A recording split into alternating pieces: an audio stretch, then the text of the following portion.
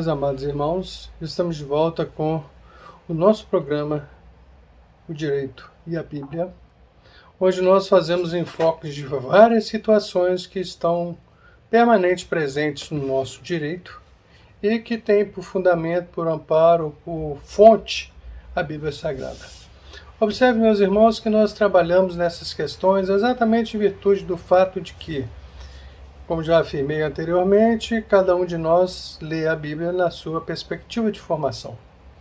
E a nossa formação ela não é apenas religiosa, a nossa formação, antes de qualquer coisa, ela é de natureza técnica, de natureza voltada especificamente para o direito.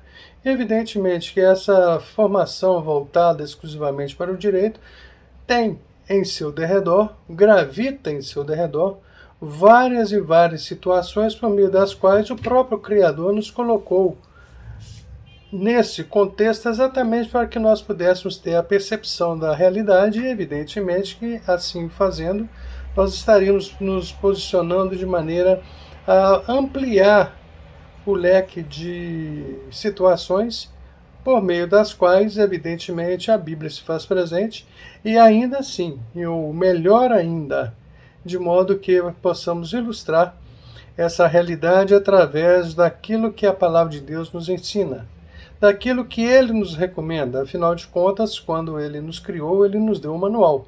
E o manual é a sua palavra, a Bíblia Sagrada. Então observe, meus irmãos, que a despeito de parecer, talvez para uns, algo assim muito de pouca valia, vamos assim dizer, fazer uma análise comparativa entre o direito e a Bíblia, talvez seja uma situação por meio da qual nem todas as pessoas poderiam acolher esse paralelo numa perspectiva de que a Bíblia nos apresenta o caminho jurídico para muitas situações, entre elas aquelas que nós percebemos no dia a dia e, como eu disse, de conformidade com a formação que nós temos. Observe que nós não trataremos aqui especificamente a respeito de um fato, de uma hipótese ou de uma situação, mas trataremos de uma realidade por meio da qual muito do que nós vamos abordar aqui já está efetivamente estabelecido pela palavra de Deus desde que o mundo se tornou mundo, desde que a população ou as pessoas no geral tiveram seus olhares voltados para a palavra de Deus e puderam identificar algumas semelhanças entre o que ele nos diz e entre o que mais tarde foi surgindo na perspectiva jurídica do direito. Não há dúvida no sentido de que tudo quanto nós fazemos, se nós buscarmos olhar, buscarmos um tempo, separarmos uns minutos, poucos, para fazermos uma avaliação mais precisa, nós vamos encontrar na palavra de Deus muito do que nós conhecemos no dia a dia da nossa existência, em termos de pessoas, em termos de voltarmos nossos olhares para uma realidade que está ao nosso redor, mas que muito antes dela ser percebida por nós, de fato, o que nós temos é uma realidade por meio da qual nós estamos sendo conduzidos pela vontade de Deus para nos posicionarmos nos capítulos que a vida nos separa. Observe, meus irmãos, uma situação que é muito interessante.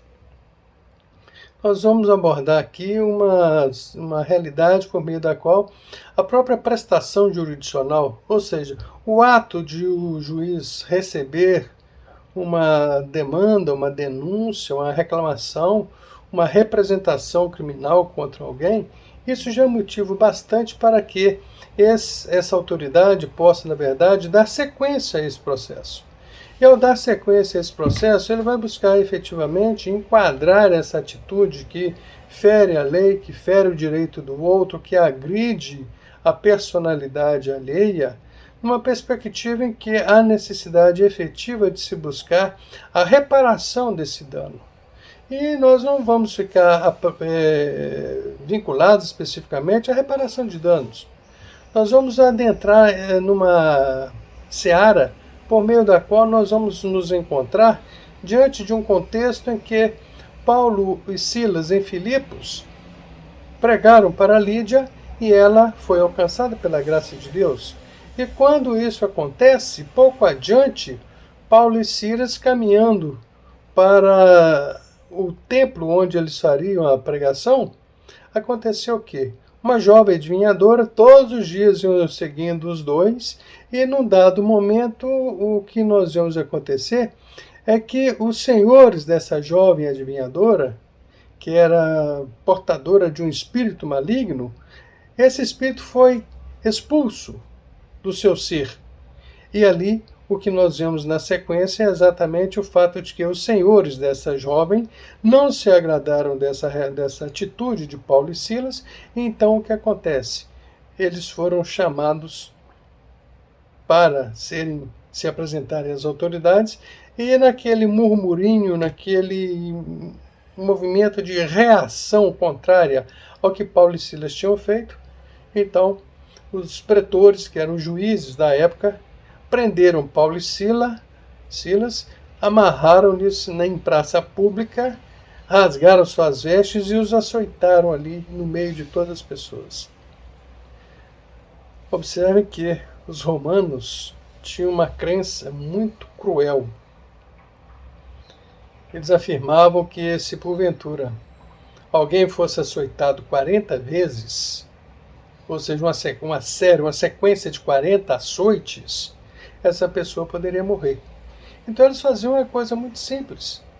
Eles, ao açoitarem, não aplicavam os 40 açoites, mas 39 açoites. Não matavam, quase matavam.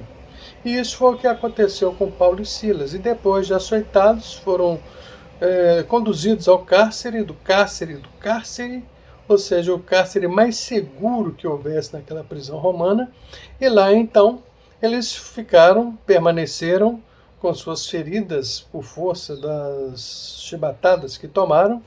E, nesse contexto, meia-noite, Paulo e Silas estavam louvando ao Senhor, pelo fato de eles terem podido servir ao Senhor dentro dessa perspectiva. E assim, num dado momento, eles perceberam um grande tremor e as cadeias se abriram, e num dado momento o carcereiro surge, armado de espada, e já querendo se matar, porque ele estava, na verdade, na expectativa de que eles tinham fugido. Paulo grita com ele: não te faças mal, porque estamos todos aqui. Então o que acontece? Dentro desse contexto, dentro dessa realidade, uma situação extremamente interessante a partir do momento em que Paulo e Silas, então, estão ali dentro desse ambiente, e com isso, o que é que nós vemos acontecer na verdade? O que eles tiveram que tomar como atitude, como forma de se resguardar a sua presença, a preservação, inclusive, da vida do carcereiro que queria se matar? Então, o carcereiro o que fez? Pegou Paulo, Silas, levou para sua casa, lavou-lhes as feridas, preparou o jantar, eles jantaram, mas antes disso tudo, Deus tinha um propósito nessa situação. O que fez? Perguntou para Paulo e Silas: o que devo fazer, senhores?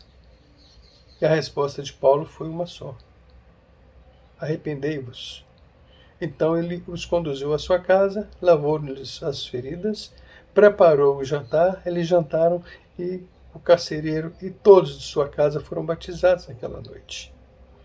Observe que no dia seguinte surge uma situação inusitada. Os pretores mandaram o oficial de justiça dizer ao carcereiro para colocar Paulo e Silas em liberdade. E então o que é que nós vemos nesse contexto? Uma situação extremamente interessante. Paulo era jurista, conhecia profundamente as leis romanas. E então o que ele fez? Se insurgiu contra a determinação dos pretores e disse ao carcereiro: nós somos cidadãos romanos, não podiam ser presos nem açoitados em praça pública, e sem que houvesse um processo formal. Atentem para esse detalhe: sem que houvesse um processo formal. Então, o que nós vemos nesse contexto aí? Paulo se insurgiu contra os pretores e disse ao oficial de justiça que levasse aos pretores um recado: se quiserem nos soltar, não serás escondidas. Eles que venham aqui nos peçam desculpas. O oficial de justiça, retornando aos pretores, disse a eles o que havia ouvido de Paulo, e os pretores ficaram apreensivos, assustados, exatamente em virtude do que Paulo e Silas, cidadãos romanos, então eles não poderiam ter sido presos, ou até antes, não poderiam ter sido amarrados, suas vestes rasgadas e açoitados em praça pública e lançados no cárcere. Então aconteceu uma série de irregularidades, de práticas que, se nós estivéssemos no nosso contexto jurídico de hoje, os pretores poderiam ser presos e perderem os seus cargos. Atentem para o seguinte: diante da afirmativa do oficial de justiça, os próprios pretores foram ao cárcere, pediram desculpas a Paulo e Sila e os colocaram em liberdade. Eles ainda passaram pela casa de Lídia e seguiram a sua viagem. Mas atentem, meus irmãos, para uma questão que é de suma importância nesse contexto. Quando nós falamos em prestação jurisdicional, quando nós falamos em um ato de julgar, quando nós falamos do ato de aplicar a lei, nós estamos fazendo, na verdade, o quê? Aquilo que os pretores deveriam ter feito. Saber primeiro de quem se tratava, adverti-los, se o caso, e posteriormente, se insistisse, então tomar as medidas cabíveis. Só que não foi isso que eles fizeram. Eles começaram do fim para o começo. E aí, então, evidentemente, que o resultado foi extremamente negativo a eles.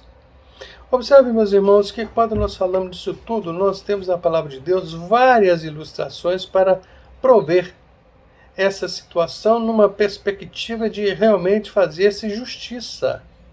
Paulo e Silas foram injustiçados naquele dia. Paulo e Silas foram açoitados, foram amarrados, açoitados, conduzidos ao cárcere, e ali então aconteceu aquele terremoto, e evidentemente que não foi uma ação natural, foi um ato de Deus, para que o carcereiro então pudesse se submeter à vontade do Senhor, e então indagou de Paulo e Silas: senhores, o que devo fazer? Arrependei-vos. E aí eu lhes digo o seguinte: não sei quantas pessoas, enquanto eu tinha a jurisdição penal, que efetivamente eu julguei ao longo de toda a minha carreira, sobretudo os primeiros 6, 7 anos, onde eu tinha jurisdição penal. Lidei com vários crimes, de homicídio, a estupro, a violência física, lesões corporais, tentativa de homicídio, assalto, tráfico e por aí afora a coisa andou. E graças a Deus eu caminhei, fiz a minha jornada naquilo que Deus havia reservado para mim e reserva, evidentemente, por toda a minha vida. Mas atento para o seguinte aspecto: nós não podemos definitivamente querer que os processos que nós temos aí pelo judiciário sejam resolvidos de um minuto para outro. Paulo se insurgiu contra os pretores exatamente o argumento de que, sem que houvesse processo formal, ou seja, sem que se lhes desse o direito de defesa, sem que fossem ouvidos, sem que fossem efetivamente julgados, eles não poderiam jamais ter sido punidos em praça pública. Atentem para o fato de que o processo, ele, para poder produzir os efeitos da sua decisão no que diz respeito a condenar ou absolver, ou a condenar alguém ao pagamento de uma importância em dinheiro, ou fazer com que alguém se disponha a cumprir os alimentos aos quais está submetido em razão do vínculo de parentesco, a paternidade, enfim, tudo isso carece, exige, impõe a tomada ou a produção de provas para que se estabeleça a verdade. E é aquela verdade que consta do processo. Hoje é a verdade real, efetiva, e não é apenas um processo penal como era no passado. Hoje tudo é verdade real, a verdade absoluta dos fatos. Claro que com as limitações, claro que com as dificuldades, claro que com tudo aquilo que gravita em torno do ser humano, na perspectiva de se estabelecer uma medida sobre a qual, evidentemente, vai se ter um mínimo de proximidade com essa realidade, então a verdade vai surgir. Mas atentem para o fato de que nós hoje vivemos numa realidade que a jurisdição, o aparato estatal para processar, julgar, condenar se for o caso, absolver, qualquer dessas situações, esse aparato estatal ele tem que agir com legitimidade, ou seja, tem que cumprir a regra constitucional. O inciso 35 do artigo 5º da Constituição nos fala exatamente no que a lei não excluirá da apreciação do Poder Judiciário lesão ou ameaça a direito.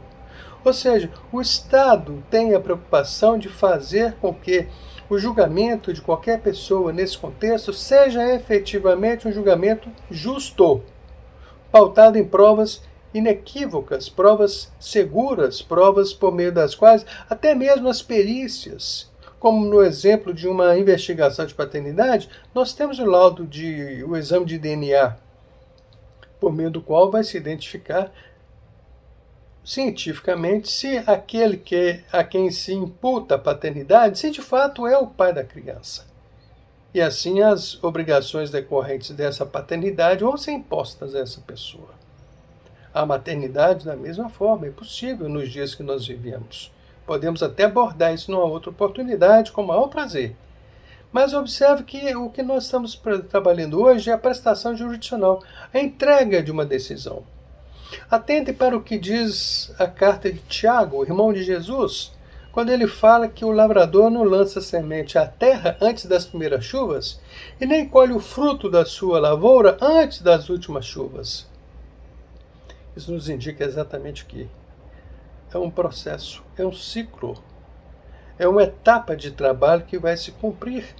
É uma realidade que nós vamos enfrentar, que nós vamos conhecer, que nós vamos nos dedicar a ela, exatamente para que nós possamos fazer justiça às pessoas que estão em juízo. Por vezes, sem nenhuma vanglória, recebi pessoas no meu gabinete dizendo exatamente o seguinte, algumas até chorando: nunca imaginei que fosse efetivamente receber uma decisão tão justa como essa que o senhor proferiu. Recebi um lado, recebi o outro da mesma demanda, em momentos distintos, mas com essa preocupação de agradecer efetivamente. E não foi em comarcas pequenas, foi em comarcas grandes que isso aconteceu. Então, meus irmãos, atentem para o seguinte fato. Todo julgador precisa ter uma atividade que seja legítima. A ação dos pretores não foi legítima, ela foi injusta, foi cruel, foi brutal, foi bárbara. Nenhum juiz hoje faria o que eles fizeram, obviamente. Mas existem outros meios hoje que podem gerar violências em família por falta de uma decisão que não foi adequada ou não foi oportunamente proferida ou porque ela foi antecipada. Já tive informações e conheci alguns casos, inclusive alguns que eu julguei, de o marido esfaquear a mulher e felizmente ela não morreu. Eu tive situações de pessoas que foram extremamente violentadas por atitudes tais que, na verdade, essa situação gerou tanta dificuldade, tanta transgressão, que acabou resultando na prisão de outras pessoas que estavam envolvidas nesse processo. Vimos recentemente uma senhora aqui na Grande São Paulo que foi brutalmente espancada, linchada e morta por um comentário que se fez a respeito dela, de que ela apreendia menores, violentava, agredia, explorava sexualmente essas crianças. Ah, meus irmãos, por isso que nós temos que ter preocupação. Não agir com as próprias mãos é crime. Está no artigo 345 do Código Penal, ninguém pode tomar justiça nas próprias mãos, sob pena de prisão, sem prejuízo da violência, ou da morte, ou do espancamento, seja o método que foi aplicado na pessoa que não tinha nenhuma responsabilidade com esse fato. No entanto, o que nós vimos acontecer, infelizmente, são situações dessa ordem. Então, atentem para o fato de que a prestação jurisdicional, o judiciário tem que agir com legitimidade. E além da legitimidade, tem que agir de forma legítima. Ou seja, o judiciário pode investigar, pode punir, mas ele tem que fazer isso dentro de uma situação por meio da qual ele não infringe a lei. E infringir a lei, infelizmente, as pessoas têm feito isso com muita frequência. E nós estamos numa situação em que muitas das vezes nós nos vemos impotentes, porque nós não temos como fazer, nós não temos como agir em represália a certas situações que nós testemunhamos no nosso dia a dia. Então, meus irmãos, de tudo isso, o que nós temos na verdade, uma realidade por meio da qual só tem um julgador capaz de superar todas as injustiças que nós temos visto acontecer no nosso dia a dia. Pessoas que têm sido assassinadas, pessoas que têm sido presas, pessoas que têm sido violentadas, pessoas que têm sido ultrajadas, exatamente em virtude do quê? De um contexto social da maior gravidade possível. E aí nós perguntamos, cadê a prestação jurisdicional como ela deveria ser prestada? Muitas das vezes a culpa não é só ou exclusivamente do juiz, mas da estrutura de trabalho do juiz, das dificuldades que ele enfrenta para efeito de se posicionar diante de cada um dos casos em que ele recebe e que ele precisa efetivamente produzir prova para efeito de se resolver essas questões dentro de uma perspectiva por meio da qual ele vai conseguir alcançar o resultado desejado com legitimidade e com uma ação legítima, legitimada pela Constituição da República. Essa é a nossa mensagem no dia de hoje. Acredito que nenhum de nós gostaria de estar na situação que Paulo e Silas estiveram. Exatamente porque lhes faltou a legitimação do Estado e a legitimidade da ação dos pretores como representantes do Estado. Que Deus, meus irmãos, nos abençoe, nos livre, nos guarde e evite e não permita que nós estejamos submetidos a nenhuma dessas realidades. Um grande abraço a todos. Muito obrigado.